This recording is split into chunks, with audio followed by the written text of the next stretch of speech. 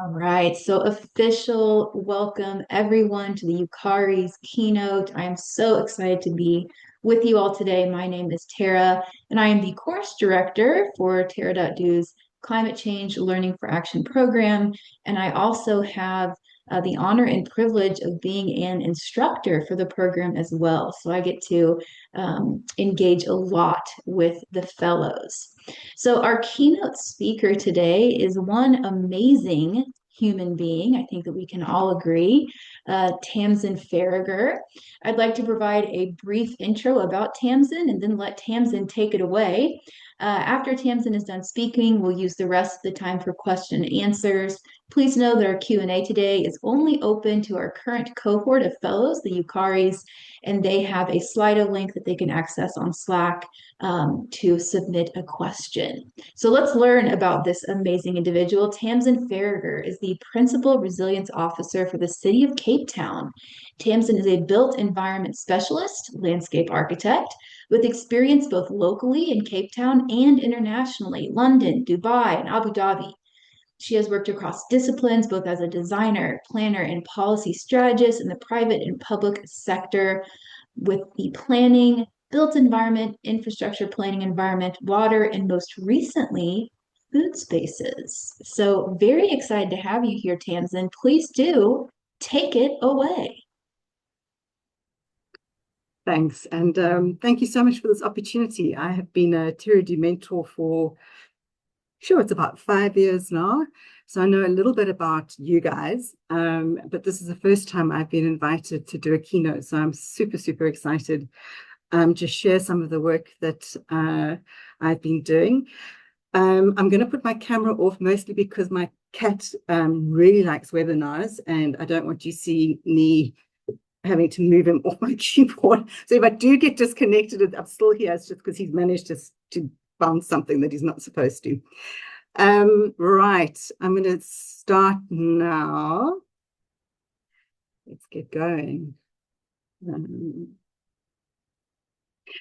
So I figured that since you guys are starting a learning journey, that I should include some of the learnings and some of my learning journey that might be useful. I've been working in the resilience space since 2019, but resilience and sustainability is really something that landscape architects deal with. And I said I was going to put my camera off, and I've forgotten to put my camera off. Just hang on one second. Okay, there we go. Something that we deal with all the time. So it's been kind of an easier transition, I think. But I'd be interested to hear from you guys and to hear what your backgrounds are afterwards, and to hear how you are thinking of connecting in to climate work. Right, my slides are not working. Okay, so we're going to go through this like a story. So there are 7 chapters. It's a lot. Some of them are going to be quicker than others, but I really wanted to give you an overview. In built environment space, typically the thinking starts at a strategic level, policy level, but to take it through the full project cycle is important, and being iterative in how you do that is also important, particularly from a resilience and a climate change perspective. So I've tried to pick up on bits and pieces along that cycle, so that you can get a sense of where those cues might be that you would be looking for when you take this work forward yourselves. So my interest in climate resilient development started at a workshop in Kisumu, which is in Kenya on Lake Victoria. I was invited to a workshop by the IPCC authors. They were doing a focus group with city people to get our input on the urban report. And what struck me so strongly was how, they did this beautiful presentation of all the science, and then they did a presentation of all the interventions that we should be taking forward. And I was struck by how the interventions were things that we've been talking about since I started studying. This is like the 2000s. And for me, the question wasn't, and still isn't, what it is that we should be doing. The question really is, why are we not doing what we know we should be doing? And so that's where this whole entry point and this passion for climate resilient development started. So chapter 1, resilience. In the resilience space, we talk about shocks and stresses. We've got a list over there. Our emphasis in Cape Town is really understanding how those shocks and stresses manifest across the city. And on the right, you can see that's the city of Cape Town. You can see it's a peninsula. We have the Atlantic Ocean on the left-hand side, and on the right-hand side, we have the Indian Ocean. There's a really big mountain that some of you might know, Table Mountain. You can see it in the third photograph. And typically, the most vulnerable are the poorest Cape Townians. And so we are constantly trying to balance our work against serving the most vulnerable whilst keeping the rest of the city going at the same time. What I think is also striking is, if you look at these kinds of slides, they're kind of bland. It's a bunch of words, it's a bunch of colors. But, they're people that are affected by these shocks and stresses. And so for me, one of the important things that I've been trying to explore myself is how do we start to humanize what this climate change thing is really all about. And there's a beautiful book that I read last year, and I'm going to read you a bit just to try and get the juices going. It's called Orbital, and it's by Samantha Harvey. It's about, and I mean, this might sound a bit weird, but it's about some astronauts in space looking at Earth, and they're looking at this typhoon that's building up. They descend past Shanghai, which by day is an unpeopled coast on the edge of a continent of every conceivable hue. Their fourth Earth orbit of the waking day, and though their orbital path is in an eastward direction, all the same, with each full transit, their path shifts west because of the rotation of the Earth, so that they, like the typhoon, move steadily inwards off the Pacific toward Malaysia and the Philippines, and the typhoon hustles in behind. They stop whatever they're doing and take up their cameras, the clack of multiple shutters, the whir of lenses, the white soles of socks pitched up into the air while the crew congregate at earth-viewing windows, butting gently against the bulletproof glass, taken aback by what they see. What they see is an unbroken vista of typhoon and a deep sucking well at its center, a planet made entirely of spinning cloud. On the ground, people are told to evacuate. Images from space coming through confirming what the eddying birds and running goats already seem to know, which is that this typhoon has found fuel enough to spread itself 300 miles wide at a pressing speed. To all in the Philippines, get out or hunker down. To those in the tiny eastern islands, just get out. To one particular fisherman and his family, Pietro thinks, get out now, get out yesterday, but get out where and how? And for the fishermen, there's this protective urge not to leave your things, they being the few things you still have after the last typhoon and the one before that and the one before that. There are maybe 12 hours before it hits, and you're on an island that's off an island that's in the ocean, hopelessly low-lying. So all you can do is lie low hopelessly. You survived all the others. You have a house made of tin, cardboard, hardboard, and sticks. And these days, the typhoons are so frequent and huge that there's no point in building something that's better. It's easier to have nothing much to lose than to keep losing something. For me, that's really powerful when we start to think about these abstractions, these words, these colors, and what it actually means for people and how people respond. So that's, we don't get typhoons in South Africa, thankfully. We get all sorts of other things, which we'll get into just now. But here are some of the qualities of resilience. So it's reflective and resourceful and robust and redundant and integrated and inclusive and flexible. Again, what do these things look like? How do we know that something is resilient? So in Cape Town, our strategy was developed using a tool called the City's Resilient Index. It was developed by Arup. They've rejigged it. I think that was in 2024. And so the idea is that you do two surveys. You do one that's qualitative. You ask a whole lot of people what they think about various aspects of city making. And then you cross-reference that against quantitative, the actual data. And And then you have an idea of where you need to intervene. So that top donut, most of it, as you can see, is either dark orange or yellow. We reran this process in 2023, 2024, and found that some elements had shifted. But what is super important when you're using these types of tools is having data and having the correct data.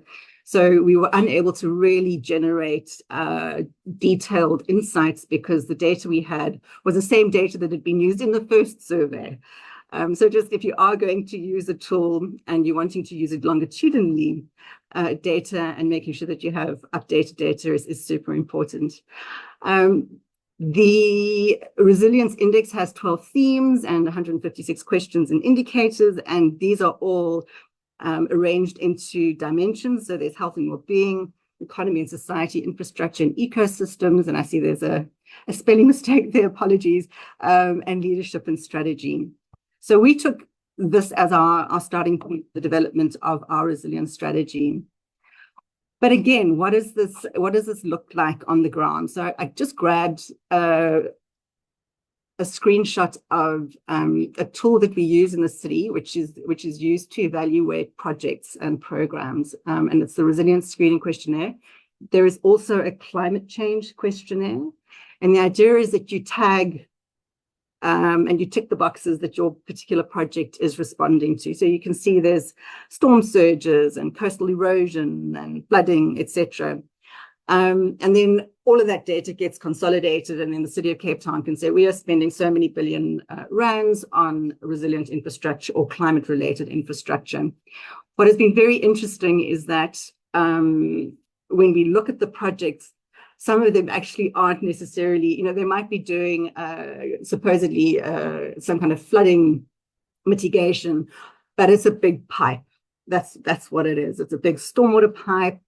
There's no consideration of different potential interventions that could have been considered. Could we have taken out paving and made surfaces more permeable? So it's a very dumb tool at this stage, but it's a really great starting point. As Tara mentioned, I do a lot of food work. It's very complex, it's complicated, and it is super interesting. When I started, I was not a foodie. I feel almost 6 years down the line, I'm more of a foodie, but I'm also constantly learning. The food systems program that I put together and have been running was one of the flagship projects that came through the resilience strategy. And what we found through the seemingly never-ending series of crises is that food is an important a recurring issue. So whether it's COVID, food access was an issue. Whether it's a flood or a particular community, food will become an issue. So in many ways, in my opinion, food systems is actually probably the foundation. A resilient food system is the foundation of a resilient city, which means that, whatever shock or stress hits the city, if everyone can get sufficient food, you'll be good to go and you're resilient. So this little diagram was put together as a way of condensing an enormous amount of data from researchers who've been working in the space since the early 2000s. And because I'm a visual person and I'm a landscape architect and I studied architecture, I wanted to know what it looked like. A whole lot of words just wasn't doing it for me. And so this diagram was developed, and we were able to identify some of the risks, some of the opportunities, and to do some pretty basic analysis. And I'm sure that Sankey diagrams would do it even better. But this is something that I had easy access to. And I mean, that's something that I think as a cohort of many different disciplines and backgrounds, you need to figure out what tools you bring and what approaches you bring to the work that you're going to be doing, because it's all going to be unique, which is super exciting. So what we discovered was that the food system is linear. Even though we have a surplus, we export the surplus, and bizarrely, we have hunger, poor nutrition, and poor health on the one side. So the question then is, how do we optimize this system? And one of the ways of doing that is to reduce your waste and create circularity, and improve access. So that's really an important part of systems thinking and city metabolisms, etc. Recognizing that this food system is operating within a broader context of shocks and stresses. It doesn't just kind of bubble along unaffected. Every time there's a tariff increase, something becomes more expensive. Every time the oil price goes up, basics become more expensive. Every time there's a flood, it's, you know, so it's the kind of systems framing of, you have this system, but it's constantly being challenged and put into a state of flux, and you can't always be sure how it's going to recover. So we've done a lot of work in trying to understand how it will respond in particular shocks and stresses, and then we can plan forward from that. This was one of the exercises that we did. You can see up on the left, the scenario was load shedding. For those who don't know, load shedding is when there isn't sufficient energy in the network, and then they have to prioritize particular areas. And it got really bad at one stage in South Africa. It's much better now. But we were trying to understand what was happening in the food system and what the city of Cape Town as a local government needed to be doing in order to be protecting food access and retail, etc. What was really interesting is I had a meeting with one of my energy colleagues, and he said, I don't understand why I'm in this meeting. And I said, I don't know why I'm in this meeting yet, but I know that there's something that is going to come through it. And we had a conversation, and they came up with some of the most interesting insights. And the insights were the following: that poor people are getting up really early, and the most expensive electricity is electricity they're using at that particular time. With load shedding, they didn't have access to that electricity, other cheaper times of electricity, which meant that they were forced to use the more expensive option. Which means that, you know, poor people are the most affected potentially by these shocks and stresses. And so that was a really nice kind of light bulb. Sorry, I know that's a bit cheesy. Moment for a department that didn't realize that they actually had a really important role to play within the food system. And so the reason I mention this is that, you know, you never know what conversation you're going to have, or rather, you never know how a conversation is going to trigger something interesting in somebody else's space, and then connect back into your space, and what the value of that could be. And to be quite bold about going into conversations, even if you don't know. It's like, it's fine, you'll figure it out. A little bit about Cape Town. So I know that this was in the blurb about how we're one of the most unequal countries in the world, and Cape Town is one of the most unequal cities, and there's some frightening photographs on the internet that really do demonstrate that better than these ones do. But just to show that, you know, we do have wealthy areas, they're lovely and green. We have large areas of we're starting to call it unplanned housing rather than informal housing, because some of it is quite formal. It's just that it's unplanned. And to recognize that, you know, when you're working in climate adaptation and resilience, all cities are not equal. All cities are not necessarily homogeneously formal. In Cape Town, we have high levels of formality, and then we have also, on the other hand, high levels of informality. So in reality, you're always going to be dealing with a type of hybrid systems and hybrid systems of services. So, you know, in informal settlements, unplanned settlements, there's a lot of, if we stick with the energy theme, illegal connections, which cause fires. It's unsafe for people get electrocuted, etc. And people also use candles and whatnot. So it's not, you know, it's not like a European city where everyone has access to electricity. There are all these different systems that people are cobbling together to get going. Again, this idea of informality and urbanization and densification. Cape Town is densifying fast. It's not planned. Trying to find ways of providing services and infrastructure to these areas is a big challenge, because the pipe was supposed to be, you know, servicing 100 homes. Now they're 200 homes. The pipe is still only so big. This particular slide was actually put together for an urban forest conference that I presented at. And so when we're looking at things like green infrastructure with densification, there's space for trees. And the urban that have trees, the large established trees, the large urban are being sold off and the trees are being cut down and they're being subdivided. So I don't think that's unique to Cape Town, but just recognizing that the growth and the morphology of a city changes over time and that there are certain risks associated with that. I think one of the most, so now we're in chapter 2, so this whole idea of spatial planning and district scale systems, we're still talking about climate change and resilience. You can see on the left, next to that river, there's a massive new development. And in fact, on the right is the Amazon new headquarters. It's all built in a wetland. Now, in the Netherlands, I saw there's some folks joining us from the Netherlands. You guys are pulling people out of the floodplain and wetlands and making space for the river and all of that lovely stuff. And here we are doing exactly the opposite.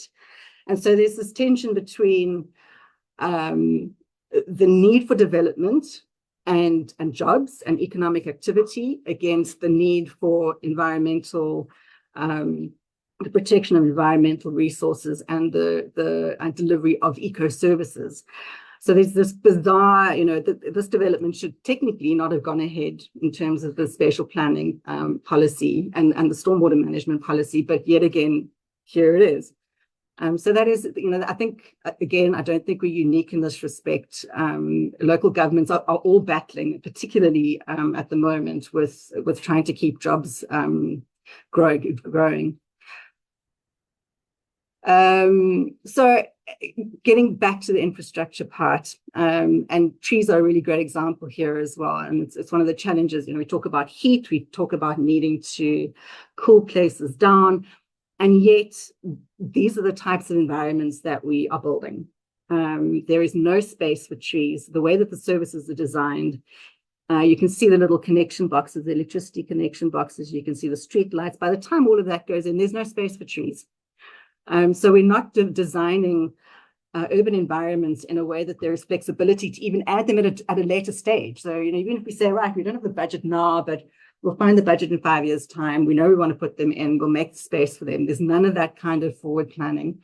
And so we're actually perpetuating urban heat islands through the way that we make our human settlements.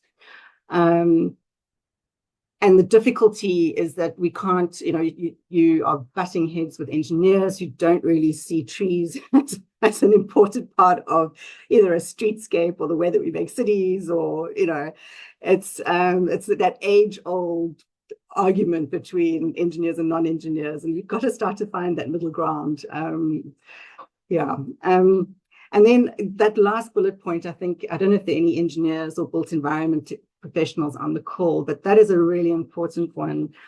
The grey infrastructure typically gets a higher fee, and the engineers typically will be designing and building the road infrastructure. Landscape architects are brought in at the end, small budgets, and there's no budget and there's no fee. So there's no incentive actually to put green infrastructure in, because it isn't making as much money as grey infrastructure would be. I did mention this idea of thinking about projects in the kind of whole life cycle of a project. And you can't do that without thinking about the monitoring evaluation that happens at the end. A few years back, I looked at the city's transport strategy, I think it was called. And it, starts off with, we've got to build roads because we've got to integrate our apartheid city. So an apartheid city is separates people of color, and economically now more so as well. So we need to be integrating our communities, agree, but we also need to be providing jobs. And I'm like, there's no argument there. And then on page 70, there's a mention about climate change and greenhouse gases and blah, blah, blah. But there's no connection at the end when they say, this year we've built so many kilometers of roads, so many footpaths. there's no connection between what the outcome is with what the actual content of the strategy is. And what I mean by that is, if we know we're building roads that are going to increase the heat in a particular neighborhood, you should be putting trees in. So when you're saying, oh, we've built so many kilometers of roads, like, awesome, well done. How many trees have you planted as part of that infrastructure intervention? How many communities have been improved through the building of this road? And you can see kids playing in the streets. So why are we thinking of infrastructure so narrowly as road infrastructure when it gets used for so many different other really important functions as well? And you can see on the right-hand side, I mean, is that a street or is that a market? Do we need to decide? Does it have to be one or the other? But if we designed and built our walkways, our pathways with that flexibility, that resilience thinking in mind, there would be more opportunities and it would be happening in a better way. But because we're not saying in the M&E, well, we've made so many trading opportunities and created so many jobs through that, it's not happening. So you have to go back to that M&E and make sure that it's integrated up front to make sure that you come full circle. I'm going to talk a bit about the drought. You guys might know about Cape Town's famous drought. We actually looks like we're entering into another drought. I'll show you my desktop just now with all of the new instructions. We haven't gotten to restrictions yet. But there's this beautiful moment where, you get together and you can see we got to play with some amazing people, the Arab and Siwi and the World Bank and, super smart people from around the world and did this dreaming exercise of, what is it that we want? And all of these beautiful ideas were then made less beautiful, more policy-like and integrated into the water strategy, which is what has been steering the water department's work, their new water program, including things like livable urban waterways, which is a program that I put together, water sensitive city making. But the thing is that once this is done, once all of these amazing people have left, you have to have a champion, you have to have a driver to make sure that the stuff happens in the way that it was intended. And that can be quite tricky, particularly if you don't have the full buy-in. And this whole thing was quite interesting because the whole water sensitive city, there are 5 commitments in the water strategy, and the last one is a water sensitive city. And the most senior person in the water administration said he actually doesn't know what it is. So we're still chipping away at it. We're actually doing a water sensitive plan at the moment with Arab. And hoping to get some of these ideas on the ground. But just to give you a sense of, where some of the projects actually start. And for water, the livable urban waterways is an important one that started in that space. Now we're going to dial back resilience, climate change, responding during a crisis, during the drought. We were all trying to use as little water as possible. And people were unsure about what to use where. And you suddenly realize that there are lots of different types of water. Potable water is only one type of water. There is seawater. There's water that someone's dragging out of the stream at the bottom of their garden. There's groundwater. There's grey water. How do you safely use all of these different waters? Safely use them, but also within the regulatory space. And so I did a lot of work because we didn't actually have guidance on all of these different water typologies. And so you can see on the diagram on the right, we prepared a guideline for households to help people figure out, right, well, you can put your downpipe into your pool, the water off your roof into your pool. If you are going to be using alternative water on site, you should be putting an RPZ valve in so that the water on your property doesn't flow back into the city's infrastructure. So there were all of these lessons that we learned and consolidated in these drawings. And I mean, we only published the beautiful versions towards the end of the drought, but just having figured out all of the ins and outs and the legalities, means that for this drought, we just have to pick this document up, dust it off, maybe update a few things, and we're good to go again. And I think that in going forward, I think most cities should have something similar, because it's going to happen. There's some things we just know that water is going to be a thing. And so understanding your water quality guidelines, your regulatory context, etc., your governance is an important part of being disaster ready. So we're talking about learning and learning journeys. This is my garden at home. And this is just these are a few slides to demonstrate some of the learnings that I generated through the drought. So you're looking at a constructed wetland. You have the pond in the middle, there's a little swimming area, there's the wetland at the top. The water gets circulated through. You can see it's at different levels, which means that you can't let the water level drop.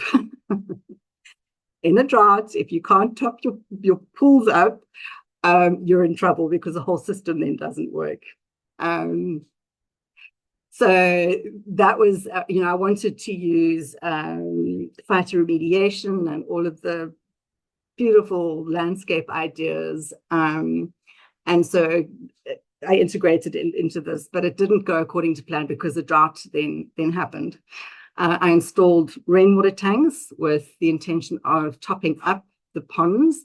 The problem is that at some point a little elbow wriggled free, and the constructed wetland kept the water was just disappearing. And we're in the middle of a drought, and I couldn't top it up, and I didn't know where the leak was. And I cannot describe to you how anxiety-provoking that was. And we finally, you can see in the middle photograph, figured out that it was this ridiculous little elbow under the deck, and we were able to sort it out. But just to demonstrate the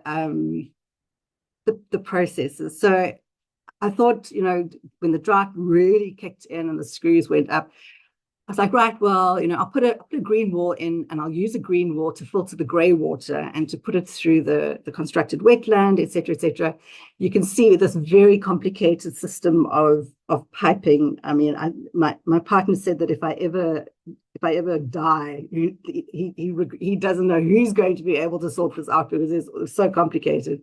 That's my own fault. But the lesson is that, when you're trying to set up different systems to use in a crisis, you need to know what you're doing. And what I learned is that nobody actually knows how these systems work. We're not experts yet. And I would not put grey water through this pond at any point, because it isn't safe.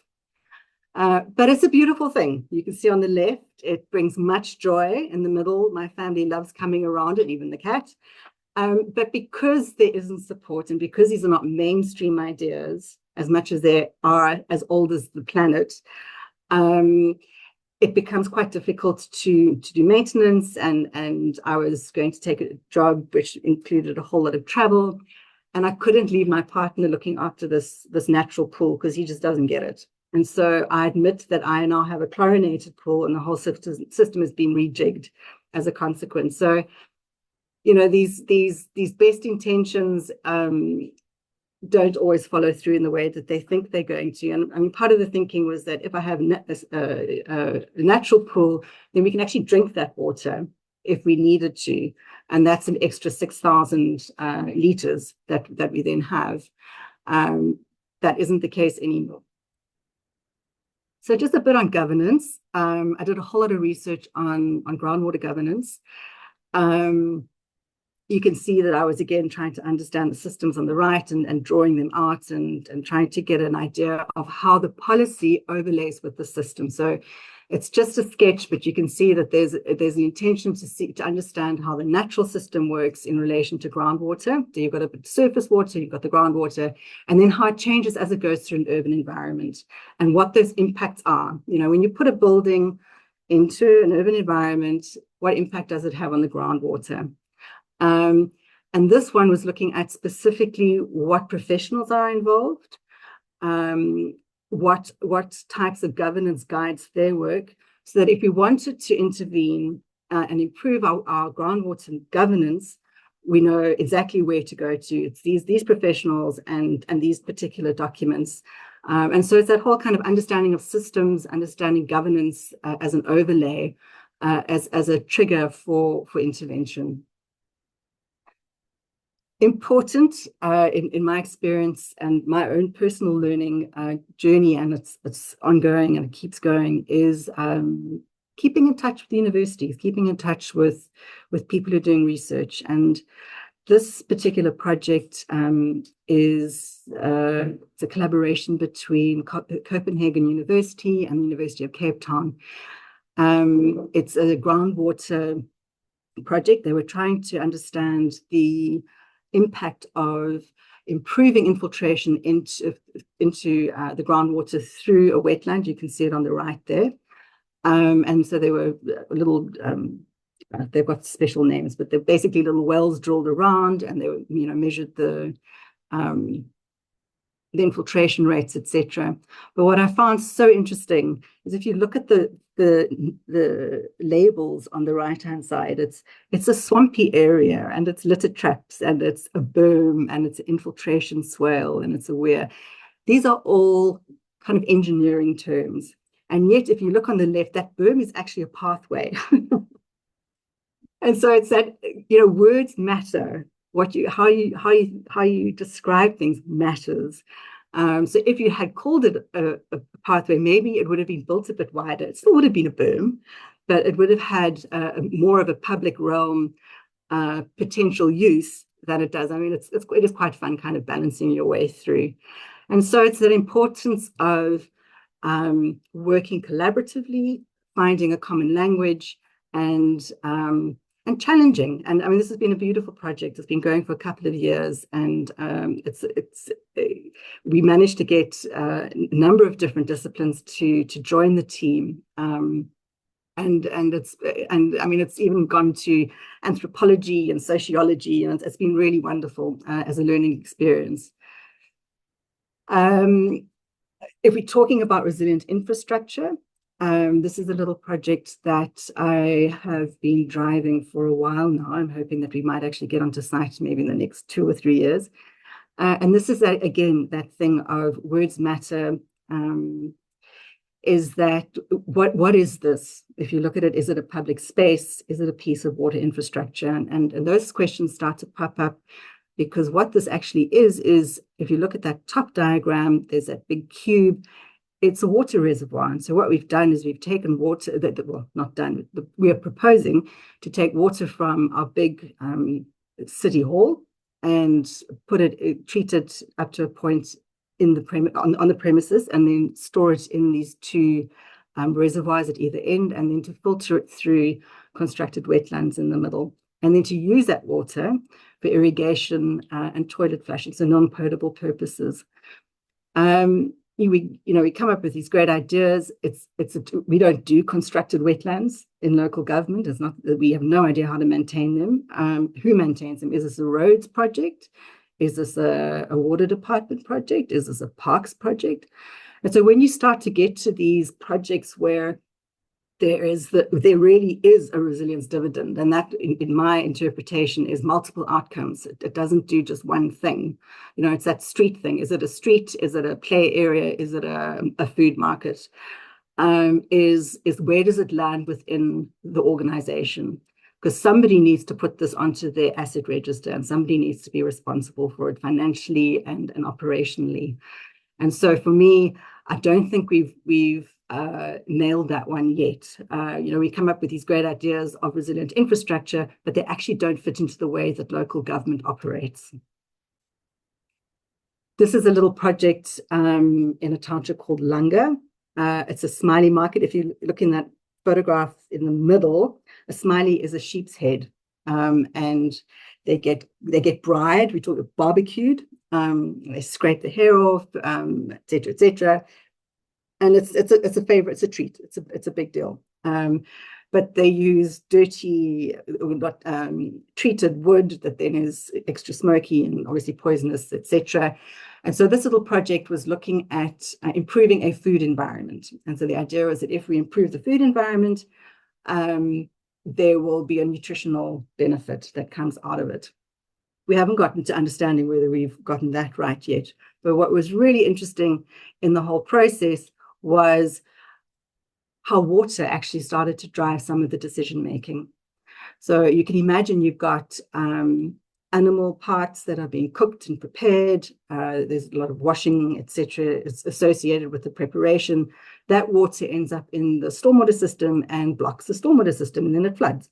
So one of the key interventions that we identified was the need for a fat trap.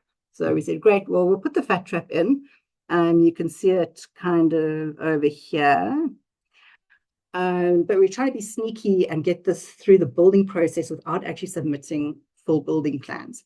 But then the stormwater guy said, no, you can't not have you can't put a fat trap in and not have a roof, because then the stormwater is going to end up in the fat trap, and the fat trap is going to end up in the stormwater. It's not going to work.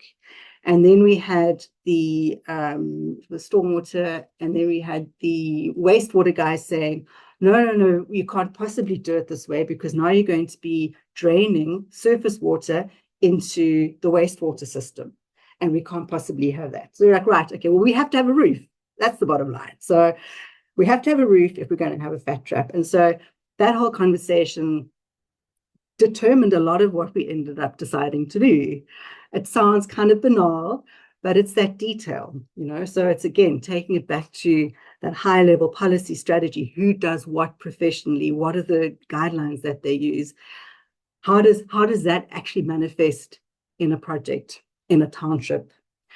And so a lot of the learnings, well, not all of the learnings that we have gathered from this process will be integrated into a market and trading guideline, so that hopefully next time around, we will know if you're going to do a food market where you're going to be preparing smileys, you have to have a fat trap and a roof.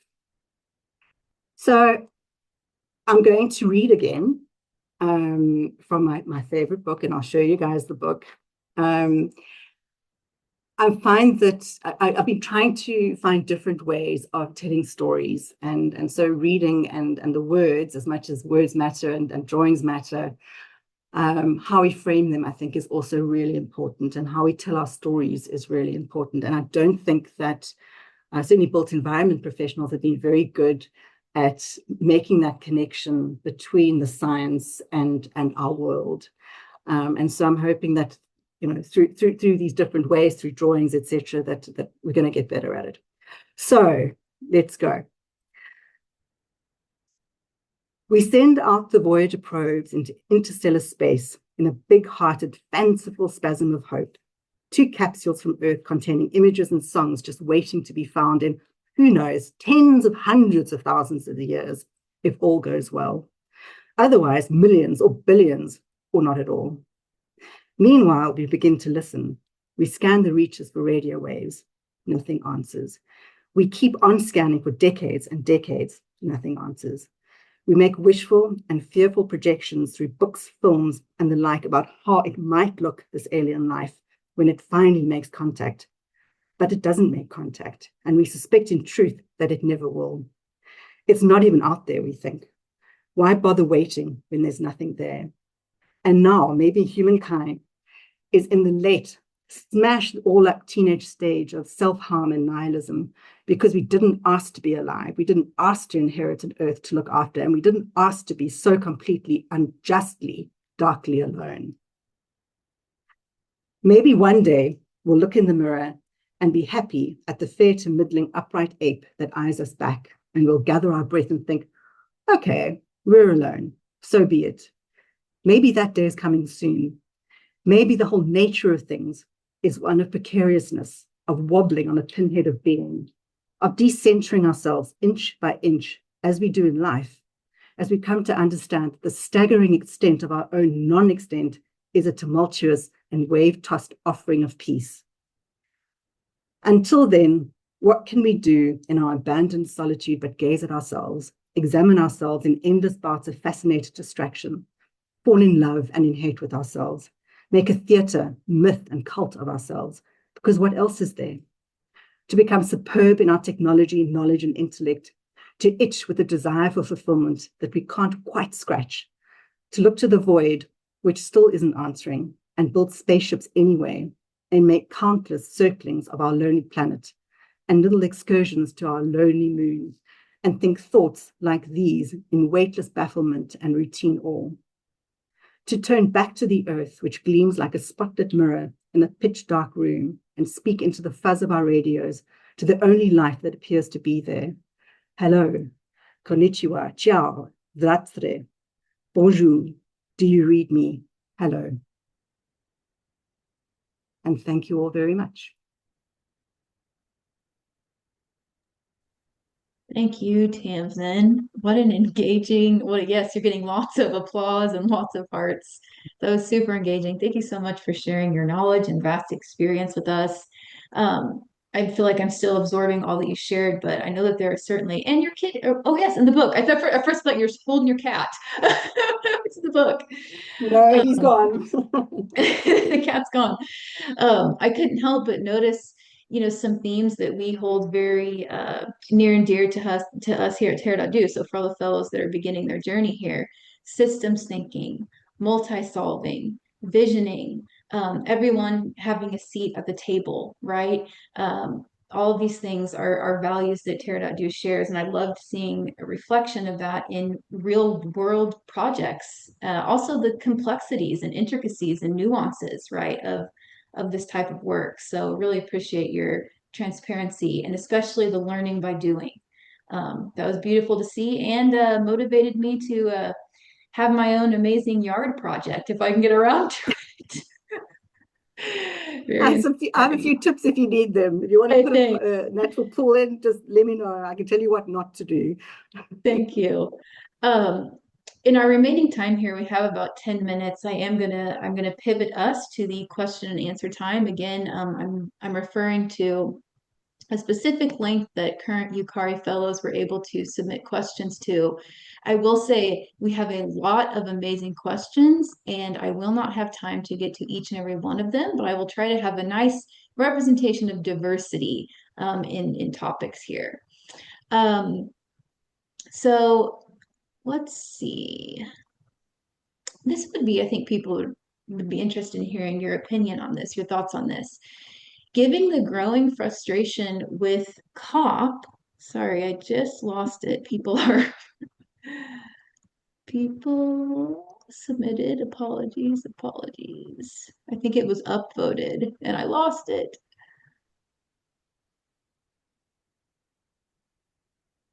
There we go. Given the growing frustration with COP outcomes and implementation gaps, they're curious about your perspective on the whole process itself.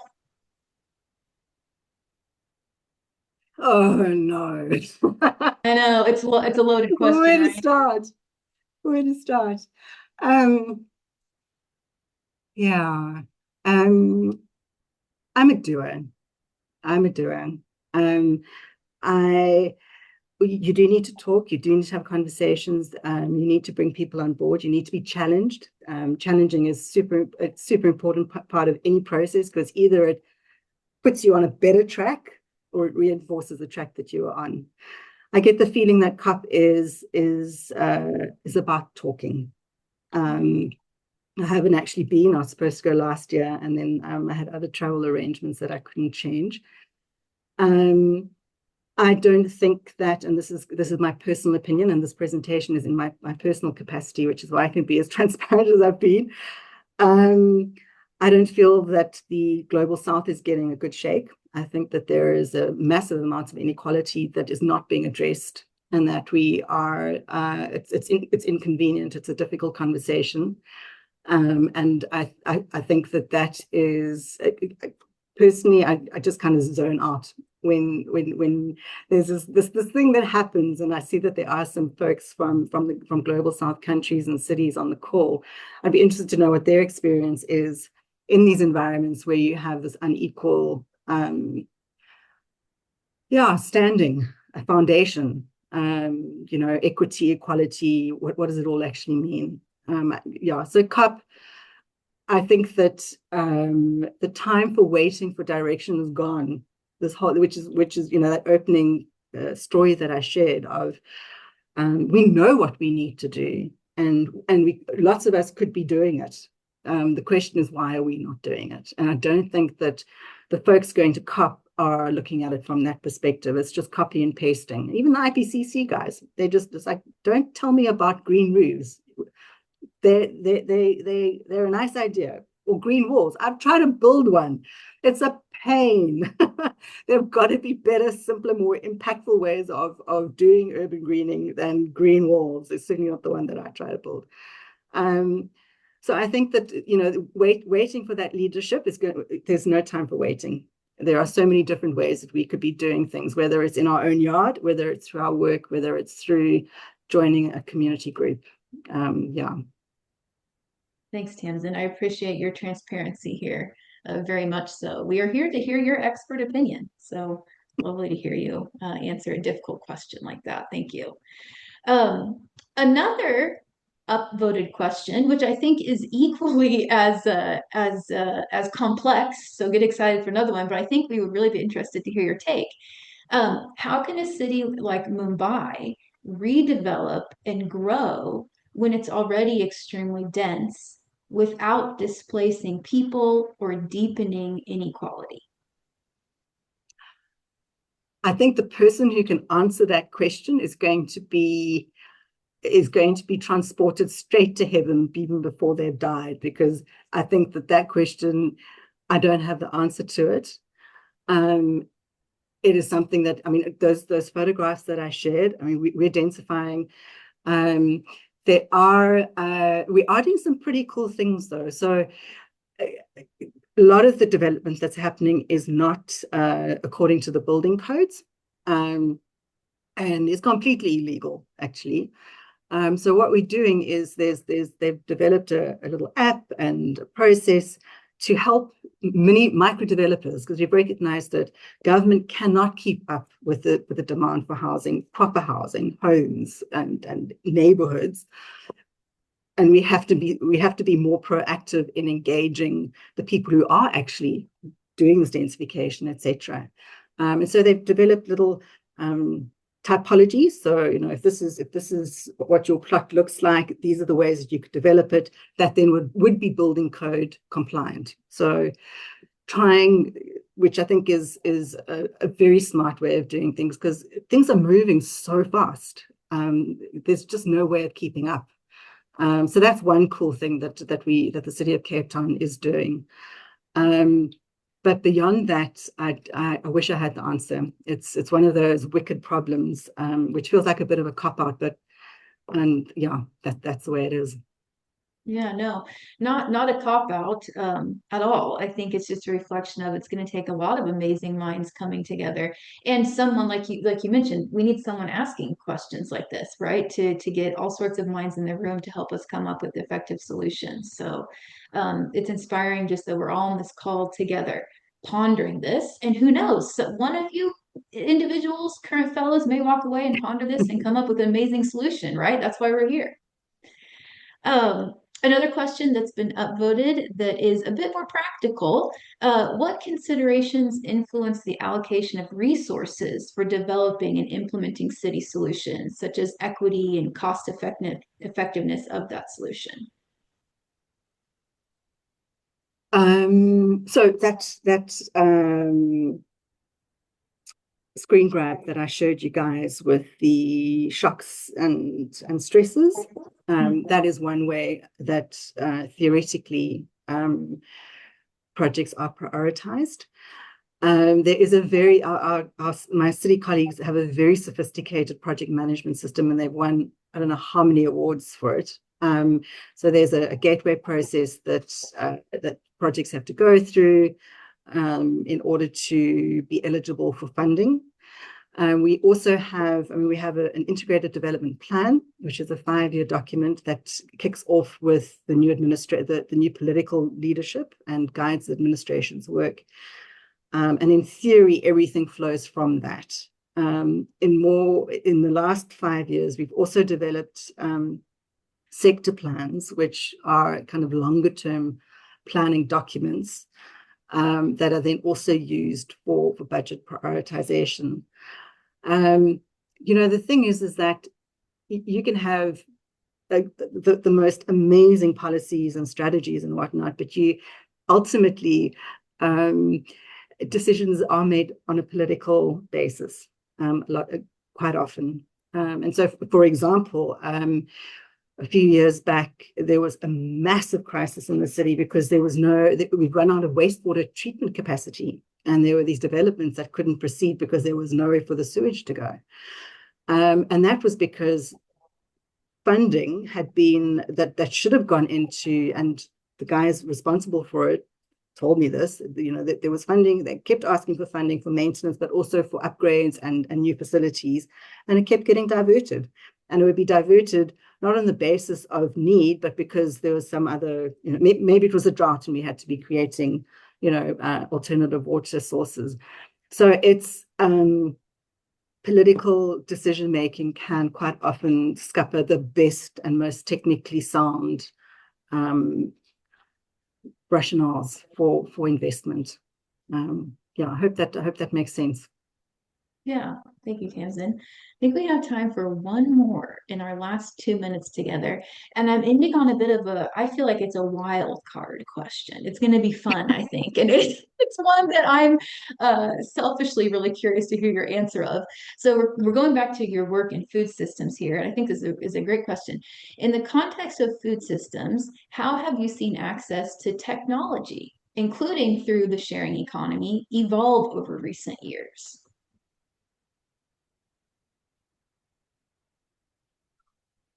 So during COVID, we had South Africa was one of the countries that responded quite fast, and we had a slew of regulations, and basically we had lockdown really early on, and it was a hard lockdown for a long time. And it had significant effects on households' food security and nutrition access and whatnot. And the moment the regulations were made available, I pulled together a group of advisors, researchers, and academics, and said, "Guys, please help me think this through." And that's, guys, you need to work on your networks and have your advisors. Like, who do you trust? And I said, what do these regulations mean for food systems? Because there were things like informal traders weren't allowed to trade, and 70-something% of Cape Townians get their food from informal traders. We're like, well, how are people going to get their food? I mean, I know it's a hard lockdown, but we basically cutting off supply. That's ridiculous. And so we worked together, looked at them, put some recommendations together, and we were then able to transition that into a conversation with our provincial colleagues who were responsible for humanitarian relief. The city didn't actually do humanitarian relief. And their problem was, we've got these really big trucks with food parcels on them, and we can't get them into informal settlements. You saw that photograph. I mean, they're these tiny, funny little roads. A big delivery truck is not going to be able to access those areas. And those are the areas that were most vulnerable. Apart from the fact that you don't actually want people standing in queues because it's COVID, right? And you want people to, and people are supposed to be staying at home. So through the advisors, somebody tripped up and said, "Oh, but hang on, why don't we do a voucher on a card?" So like a credit card type voucher that can be used at one of the spaza shops, one of the smaller neighborhood shops. And in that way, people don't have to travel beyond their hood to get food, but also you're keeping that money within that local community rather than that money going to the large retailers. And so it was using that technology, and there was particular, I'm not a techie, but there was a particular platform that they were able to retrofit the vouchers into, and they were able to roll it out. They've been like, it went successfully for a while, and there have been various iterations, but that was definitely a food system connecting with technology in a really useful and impactful way. Very cool. Well, thank you, Tamsin. Super interesting. Lots of amazing, interesting information shared today. Thank you so much for staying after for by 2 minutes. Appreciate that. Thank you, everyone who submitted questions. And also, it looks like the COP question was longer, so it was submitted in an interesting form. But I'm just going to read the full question. Maybe we can all consider this and ponder as we leave. But apparently, I only got the first part. So it was giving the growing frustration with COP outcomes and implementation gaps. Curious about your perspective on the process itself. And the question continues, from your work building climate ready cities, what structural changes to COP framework would better bridge the gap between global agreements and the equitable, resilient cities we need on the ground? So I don't know if you have a second to ponder on that, or but that is the full question. Apologies, everyone. It was submitted in an interesting way. Yeah, no, that is such a great question. So I must just should have put a disclaimer in at the beginning. So the team I worked with, we have the resilience bunch, and that's me and my colleagues, and then we have the climate change bunch. And they are much more technically astute and connected to all the processes and whatnot than I am. So I'm not even going to try and do a hack job on that one. But I do get the feeling that we keep waiting for something to happen, and nothing really actually happens. And so for me, it's just assume that nothing's going to happen and get on with it. There's so much that we can do that we do actually have control over. That waiting feels a bit like it's an excuse. It's just, you know. But I suspect that everyone on this call also reached that conclusion, or they wouldn't be doing the Terra Do program. So, yeah. We're definitely here to do Terra.do. Well, thank you again, Tamsin. Thank you everyone for joining the call. Really appreciate your all's presence and engagement and all of the questions that were submitted. Tamsin, thanks for being so generous with your knowledge and your time. With that, I am going to end our recording of this amazing keynote. Oh, it's such a pleasure. And yes, to all the people who've been to Cape Town and whatever, I'm so glad that you've been. I hope that some of the lessons and stories resonated. And if you ever are in Cape Town, do feel welcome to reach out.